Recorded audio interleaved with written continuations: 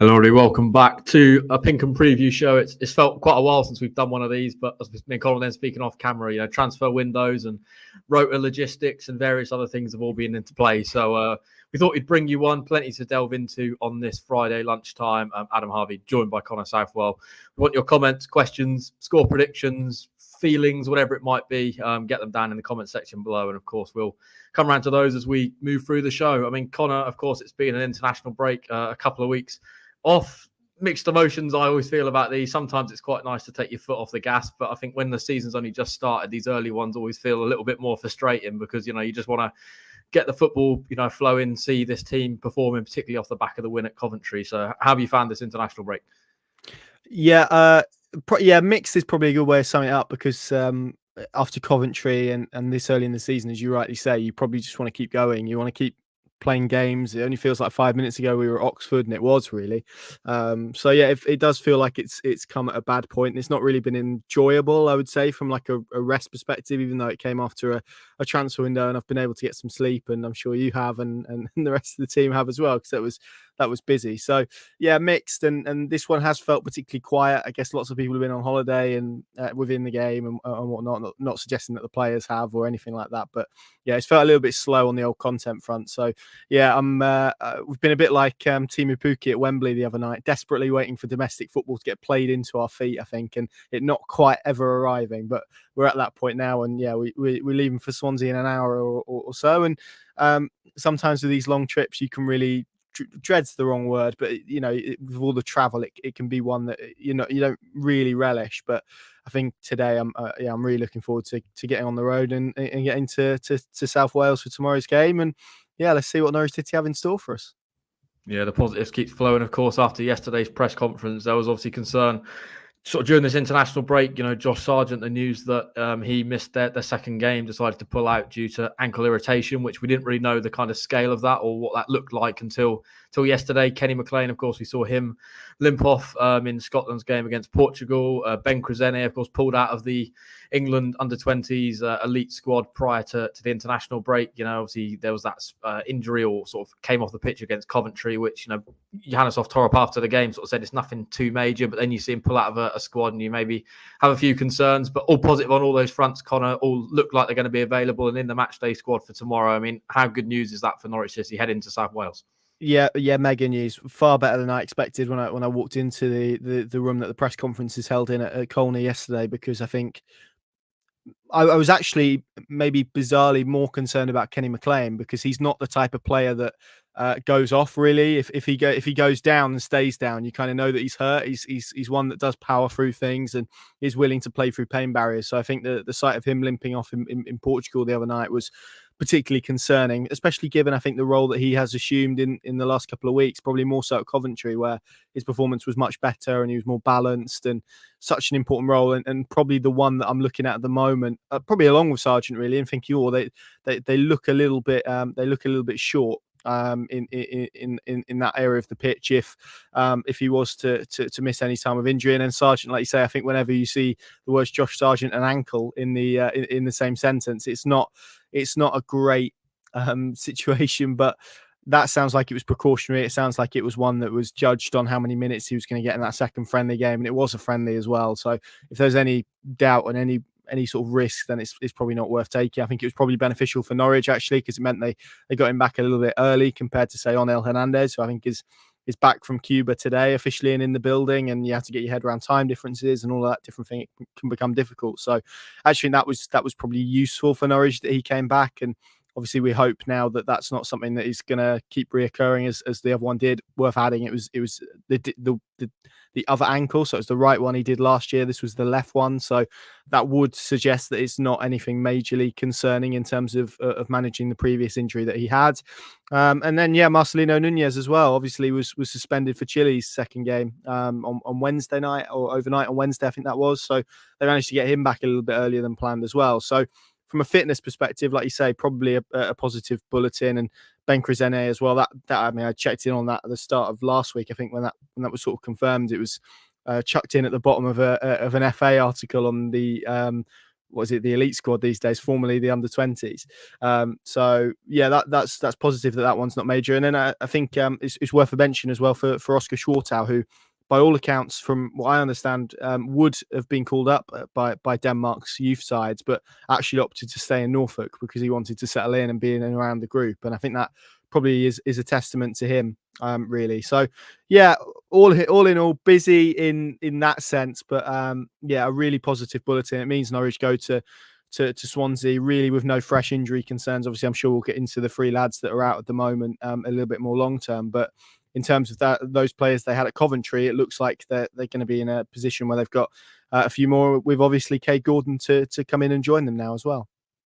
Yeah, you mentioned a few of the new boys there. I mean, I was sort of going to ask you more generally. It's been a couple of weeks now since the transfer window shut. We've sort of seen glimpses of some of those new players. I mean, one of those, Johannes Hoff-Torp, was asked by Paddy yesterday about Antti Cernach. Of course, seen a few sort of glimpses of him in recent times. Just going to play the clip now, and then we'll just talk more sort of about those new additions. Just particularly with Antti, and I know he's probably been one who's been away with Croatia, hasn't he, the 21s? Yeah. But do we externally, do people have to maybe just remember this is a very young man, new country, new experiences? There is a price tag on his head, and that's not down to him. That's what the 2 clubs have agreed. Exactly. But just maybe a little bit of patience with a player like that. Exactly, and that's again all these. You know, you're talking about price tags. That's how it is, and of course, the better a player performs, the higher price. That's normally how it goes. We have to take care of him. We have to understand that he's new, and everything is new to him. I will actually say that he surprised me in a positive way with his performance against Sheffield, because he had 1.5 training day here and everything was new to him, and he just stepped into a completely new country and city and a stadium for him. So I think that was actually quite positive, and it's normal for him just to not a setback, but okay, now it's actually it's reality. It's what happens here. So. We have to be patient, but of course also fair enough that we expect something from a good player. We just have to find that right balance and support him as much as possible. Yeah, of course, 8 additions through the door at senior level. Kay Gordon, of course, we've not seen yet, but sort of the other 7, Connor, I mean, a couple of them obviously were domestic, the likes of Callum Doyle and Ben Krezene, who maybe a little bit more used to Championship. Obviously, they're not changing, a completely different country, not relocating. They're used to the Championship. But then you obviously got the likes of Antti Cernach. It's his first time in England, of course, first time in Norwich, first time playing at Carrow Road, as Torp mentioned there. Obviously he's having to adapt to a completely different style of football, a different team, different culture, everything. What have you made of these sort of new flux of additions, I suppose, from overseas and how they're settling in? Is patience still required? Yeah, it absolutely is. I think in many ways it's probably best summarised by Amankwa Forson in the Sheffield United game. Brilliant touch to send Josh Sargent through to set up the goal, but also gave the ball away for Sheffield United's equaliser. I think that pretty much encapsulates where a lot of those guys are right now in terms of trying to acclimatise and adapt to things, with recognition that there's going to be mistakes along the way. But we've seen Cernach in particular, and I think you're right, and Johannes is right as well, to maybe reference the off-pitch stuff, because that's stuff I think that gets often lost in these types of conversations. It's about moving your life to a whole new country, a new culture. I know he speaks English, but it's not his first language. All of that can become very difficult. You're walking into a dynamic full of lots of other guys that you probably don't know and have no sort of instant I know that guy, when you walk into a room and you see someone, it's a lot more comforting. So, yeah, I think naturally it's going to be tough, and naturally it's going to take time, not just for him, but for all of them. And even I think, and I'm writing a column on this at the moment, even for someone like Kay Gordon, first loan from Liverpool, slightly different boat to Callum Doyle, who's had 3 of them. That first loans notoriously are very difficult. So, yeah, I think that there is going to be patience required, but I do think generally, and look, I can't speak on behalf of them, and I never would, but my feeling is that I think supporters are much more willing to give those type of players patience and time, knowing that any mistakes they make is part of their learning, rather than something as it was in terms of last year's recruitment. If one of the players who were over 30 made a mistake, it was kind of factored into what they were as a player. They were at their peak almost of their Norwich City career. It doesn't feel like that with a lot of these players. So it wouldn't surprise me as well, just to add, that if a lot of them developed quite quickly, I think because of the system that Norwich play, they have a lot of the ball that is going to make them certainly technically more comfortable. I think maybe then the issues come against the ball. And I thought at Coventry it was pretty clear that Forson, and again, context worth noting that he had the night he had at Crystal Palace before that, and I'm sure it was probably a little bit tough for him, but equally for Sienats as well. It had been a whirlwind week for him. It obviously made his debut against Sheffield United. The next one is always a little bit more difficult when, as Johannes said there, reality sets in and it sort of dawns on you what happened. And I think he'd be the first to admit, as Torup was, that it wasn't his best afternoon. And sometimes you just have to cut your losses and say, yep, do you know what, not happening for me today. I'll try again next week. And I'm sure he will. So, and with him as well, I think there's a positional point because he's obviously playing on the right at the moment. That was a key part of why Norwich signed him, because they didn't want essentially a striker to end up in the Adam Eder mold where you get kind of stuck as a second choice striker and you don't get many minutes. So, it'll be interesting to see how his position kind of develops. He's not going to play as a striker, certainly while Sargent is fit. So, do they try and make that right-hand side position work? Do they try him somewhere else? I know he's spoken about playing as a number 10. So, could he even be one of the three? I think there's lots of debate still around that and finding the best role for him to really unlock. But you'd hope, I know he's been away on international duty, but you'd hope the last 2 weeks has allowed him at least to process things a little bit more in his mind. And he comes back this weekend ready to hit the ground running, because I think we saw against Sheffield United some glimpses of the player that Norwich City could have in there. Yeah, of course, the big win against Coventry prior to the break. First 3 points for Johannes Torup in the Championship. You know, momentum from that moment on. You'd probably wanted the next game to be round the corner. But of course, he's had this 2-week break to maybe sort of, I suppose, get those messages that he wants to portray to the players a little bit more ingrained in the players' heads that were obviously in the Colney camp. You know, some of course were overseas on international duty. How do you see that sort of reaction tomorrow? Will Norwich still bounce off that momentum? You know, will that sort of break have done them the world of good, or is it difficult? You know, because obviously the Norwich have got quite a large group of international players that, you know, have to come back. And you mentioned obviously the sort of time zones and all those various factors. Yeah, I think it will see some momentum loss naturally because, as you say, for those reasons, players have gone away and been involved in different teams, in different competition, in different contexts. And so naturally, when you're out of the building, to then step back in and plug back in instantly is difficult and it's tough. It's why Norwich have probably had a little bit of a slow run up to where they got to against Coventry. So it wouldn't surprise me if it took a little while to and by a little while I mean within the game, not within a matter of games, for Norwich really to get back up to full speed. But what it should do, you would think, is even in spite of that momentum, there'll be confidence there, and there should be confidence there because of what they did at Coventry and because of how it came together in that way. But equally, I think the performances behind that, I actually felt they performed probably better against Blackburn and Sheffield United than they did against Coventry. They didn't win those games, and that's the nature of the Championship sometimes. So for me, it's about, can they achieve another performance level that is good, and then if they get a result, brilliant. If they don't, then hey, you try again next week. But I think that's the key thing for me, particularly in the context that we've spoken about. Lots of new players, lots of players acclimatizing, lots of change this summer. If you can get the performance levels to a consistent standard, then results will follow. No doubt in my mind about that. And I think, you know, certainly a lot of the optimism that has built over the last few weeks has been based on what they've done in terms of those performances. So that's I think the one for me, and I think it's a really interesting game for them to walk into as well, because they are not going to be allowed probably to settle straight back into the game, because they're playing a team who are like them, very, very, not obsessed, that's the wrong word, but very possession orientated and will want the ball. So they're probably going to have to come back and really make sure their press is right, particularly away from home. So it's going to be a difficult one for them to walk back into, I think. But like you say, if nothing else, they should walk into it with a little bit more swagger than they did certainly prior to that Coventry game. Yeah, you mentioned there maybe about the progress that Norwich have made sort of in the 4 Championship games that Torup had before the international break. I think we've now got a batch of 5 more games before the October break, starting, of course, tomorrow at Swansea.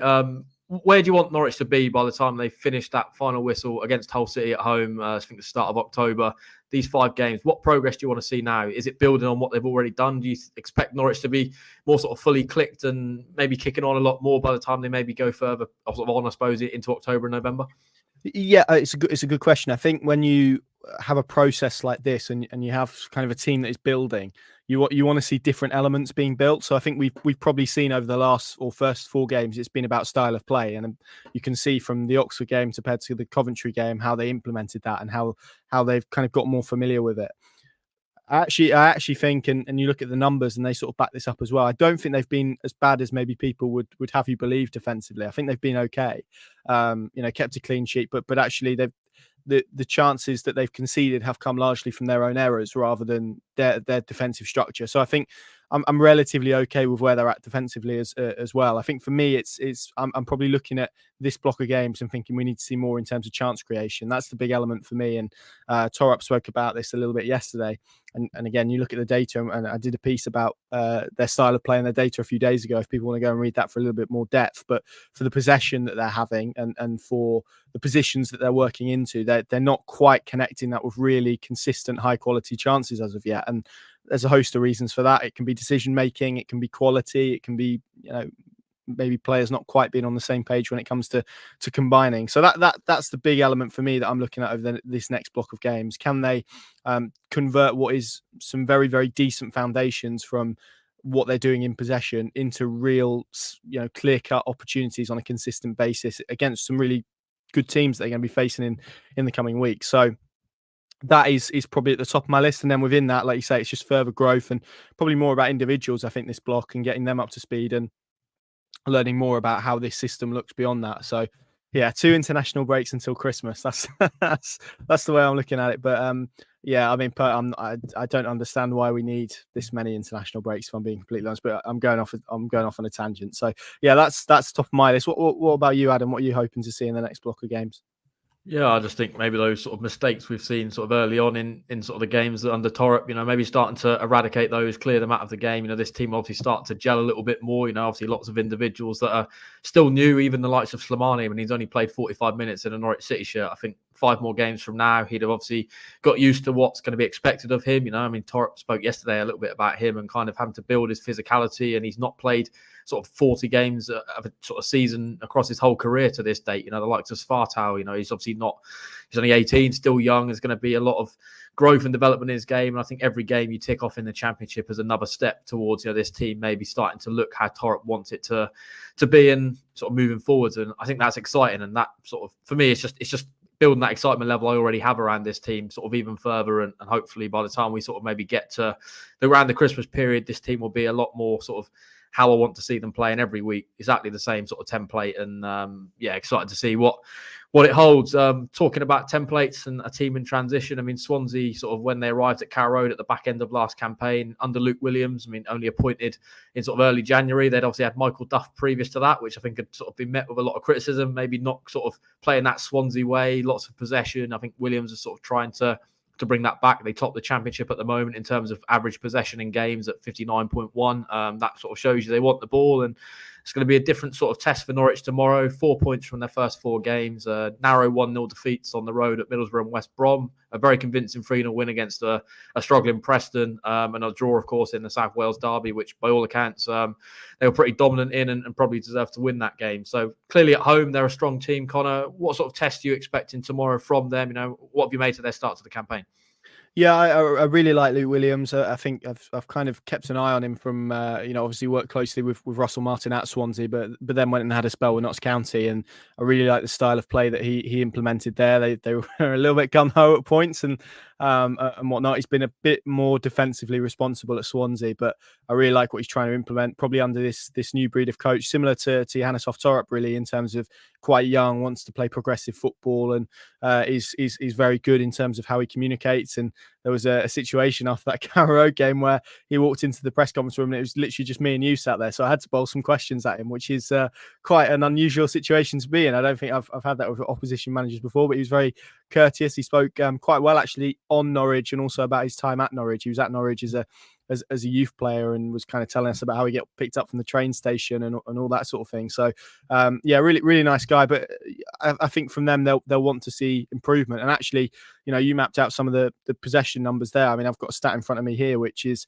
that that Norwich and Swansea are the highest passes per shot figures in the Championship. So Swansea have 1 shot for every 62 passes, and Norwich have a shot for every 51 passes that they create. So that's another insight, I think, and Leeds have made the post passes in the division. Then it's Norwich, then it's Swansea. So 2 teams that are very possession orientated. So it's going to be a game that sort of is about which one of them can really wrestle control and which one of them has to do a lot of the chasing. And I thought it was interesting yesterday how Torup was very clear in terms of he wants Norwich to be on the front foot in terms of their pressing. He wants them to be aggressive. He doesn't want them to be too many situations where they're kind of stuck in a 4-5-1 block as they were at Coventry at points, particularly in that first half, sort of riding out spells of pressure. So yeah, I really like what they're trying to do. They've always been, maybe with the exception of Michael Duff of recent times, they've always been a progressive club, hire really intelligent coaches. And I think he was the first coach to be sacked, wasn't he, for a long period of time, because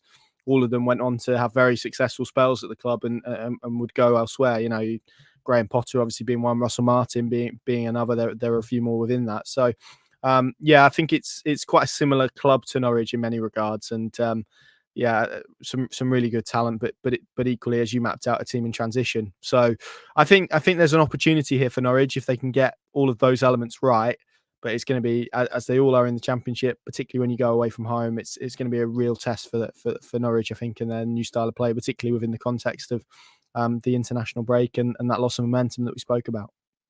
Yeah, we'll be live for another 10 or so minutes. I can see a few comments and questions, which we will come round to very shortly. If you've got any more, of course, get them down below and we'll try and answer some of those before we round off. I mean, Connor, how do you see the setup in terms of the team tomorrow? You know, we sort of spoke maybe about players returning from international duty. Of course, it is having to adapt back to time zones and, of course, the long travel to Swansea. You know, it's obviously going to take a little bit of a toll. Do you see changes tomorrow from that team that featured against Coventry? You know, you look at that Coventry game, you know, he pulled off Sinats, he peeled off Forson in that game, so they weren't at their sort of best in the first 45 minutes. I thought Slimani, of course, looked very good in his sort of 45-minute cameo, and certainly someone I'm quite excited to see more of.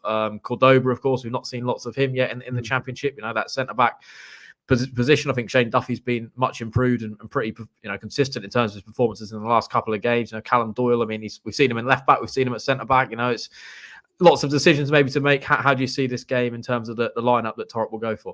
Yeah, for me, I see a relatively settled lineup. I don't think he changes the back five after a clean sheet and a win, obviously providing Crisene, and he's been training since last week, so there's no reason why he wouldn't be fit. I think you keep that as was. I don't think this is the moment in the game to throw Cordoba into, despite his qualities on the ball. So I think he might have to show a bit more patience. I think the two positions are the ones you mapped out. It's Forson or Slimani, and it's probably Schwartau or Sinach. They're probably the ones we're looking at, unless there's a curveball and he wants to throw Kay Gordon in from the start. But those are the two areas that I really foresee, and I sort of lean more towards Anis Ben Slimani coming in for Forson than perhaps I do Schwartau for Sinach. I think Sinach will keep his place on the right. So yeah, I'm probably thinking one change.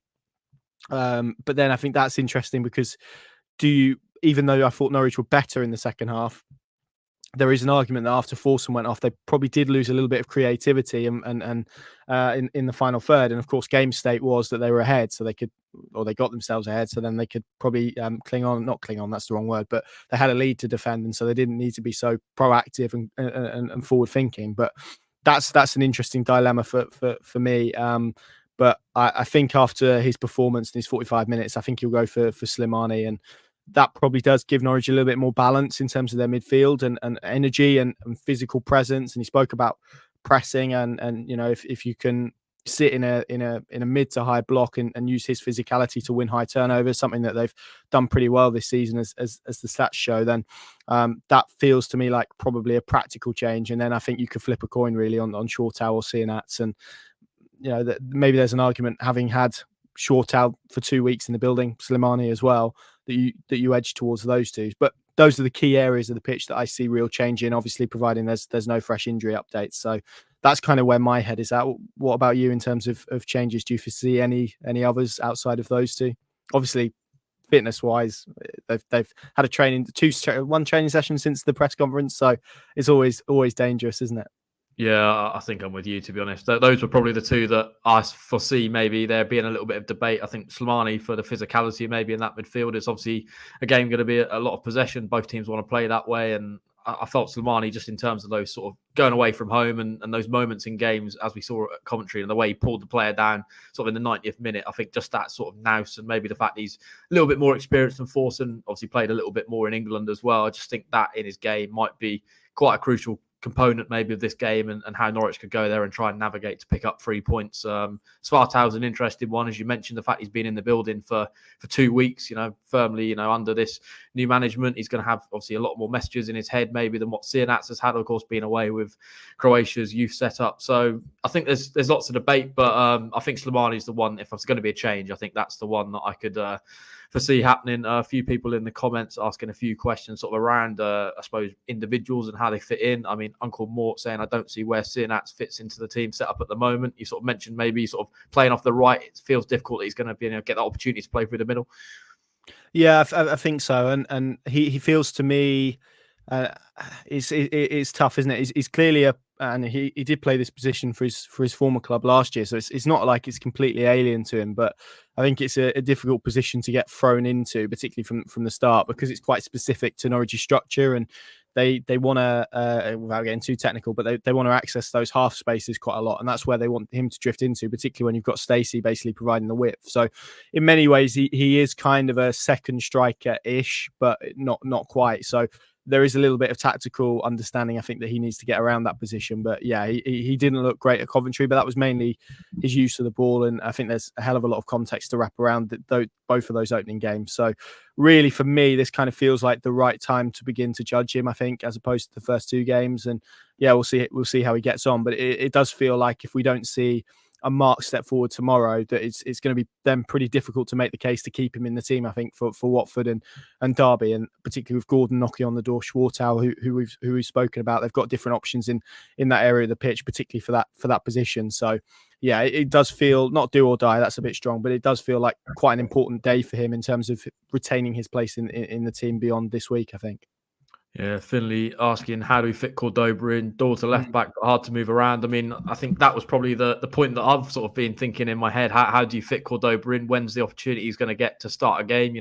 Duffy, of course, as sort of mentioned, has improved his performance level. Of course, Doyle and Cordoba both left-footed, but Torp, I mentioned pre-Coventry, that's not something he'd be adverse to. So I think there is a door maybe open there. But how does Cordoba break into this team, Connor, at the moment? Yeah, I'm not sure he does at the moment for the reasons you mapped out. I think Shane Duffy over the last few weeks had a difficult opening 2 games, I think, and he.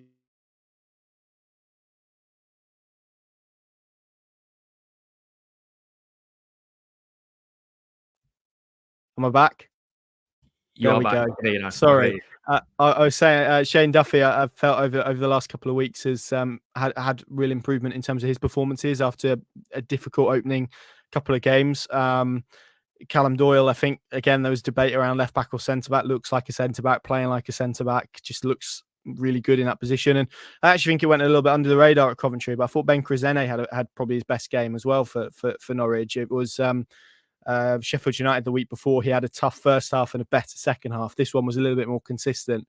So I think the back four at the moment looks pretty settled and looks pretty good. So I think if you're Jose Cordoba at the moment, you might just have to show a little bit of patience and wait for an injury or an opening or an opportunity. And like you say, that can come on both sides. I think I'm not wrong in saying, maybe you can correct me on this, but I think he's played as a left back before in his career. So who knows? Maybe there's an opportunity for him to step in over Krezene at left back. But yeah, at the moment, I think, particularly with tomorrow's game in mind, I just don't think that back line, unless it was absolutely a necessity, why you need to change it, because the last few weeks, I think by and large they've defensively looked okay.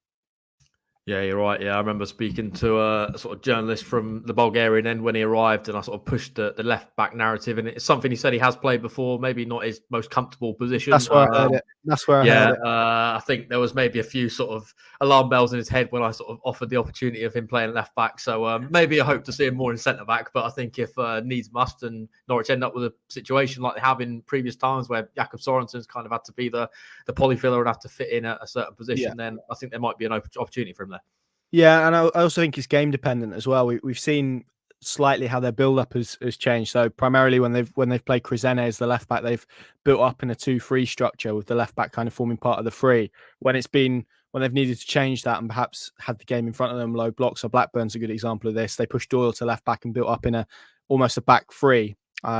So that then would allow you, as they did in that game, to get Cordoba on in that area of the pitch. So it probably depends a little bit in terms of the game, but At the moment, I think it would be extremely harsh on either Ben Krezene or Shane Duffy with their performances in the last couple of weeks to drop them out. So, I think he's just going to have to be a little bit patient. But I think it's one of those where once he does get in, I don't think he'll be coming out again. So it's just about waiting for that opportunity where either Torp can throw him in or opportunity presents itself through fitness or whatever. And then, I'm pretty confident that he'll make his mark. Yeah, lots of positivity in the comments. Ashton on X saying 3-0 Norwich, Fortin, Sargent and Doyle to score the goal, a Norwich win. Jeffman was on the bus, but he knows that Sargent is going to be scoring a hat-trick tomorrow, I'm assuming. So that's all positive. Paul on Facebook saying 3 points, please. Of course, that's what we all hope for. Finley going for a 2-1. Signs and Duffy to score a header. Jeffman's still feeling ultra confident. I love his confidence. Home now. It's nice to have positivity around the club again. The fans can see what the plan is. So Yanisov, Torp and co will be given time. Won't need it though. 100 points, 100 goals. It's still on. I think Norwich can get 126 more points. They're on bot 5, so 129-point train is fully on. I think they need 96 goals to reach the 100 mark. So it's all coming together. With that, Connor, how many goals, how many points are they going to add tomorrow? How are you feeling heading to South Wales? I love Jeff, man, brilliant. I wish I shared his positivity. I think I was reading actually the other day that there hasn't been a draw between these teams for about 6 meetings or something. I might try and pull that up in front of me now, but I think here you go. None of the last 10 league meetings between Swansea and Norwich at the Liberty Stadium, or whatever it's called these days, has ended as a draw. 6 Swansea wins, 4 Norwich wins. So in that theme, I'm going to go for a draw, and I think it's going to be 2-2, lots of goals, and quite fun to watch. So that's what I'm going to go for. What about you, Adam? Yeah, Uncle Mort saying he'd settle for a draw as well and a good team performance. I think performance for me is obviously still the key at this point in the season. But of course, we want to try and build on that Coventry result. And I think every win, is just going to help keep building that positivity around the fan base at the moment. The two sides, I think Norwich have only won one of the last 5 meetings between the two sides in all competitions in the Championship. So I think they need to right that wrong and get another victory. I'm fancying them. I think I've been to the Liberty 3 times. I've seen Norwich win there twice. So let's go for a third Norwich City win. Norwich to win 2-1 and nice. 3 points for the long journey home. I think the two sides across their sort of general meetings, I think both sides have got 25 wins each and 11 draws. So two sides that are exactly matched on paper. But Norwich are going to have the upper hand on this occasion. Let's go with that.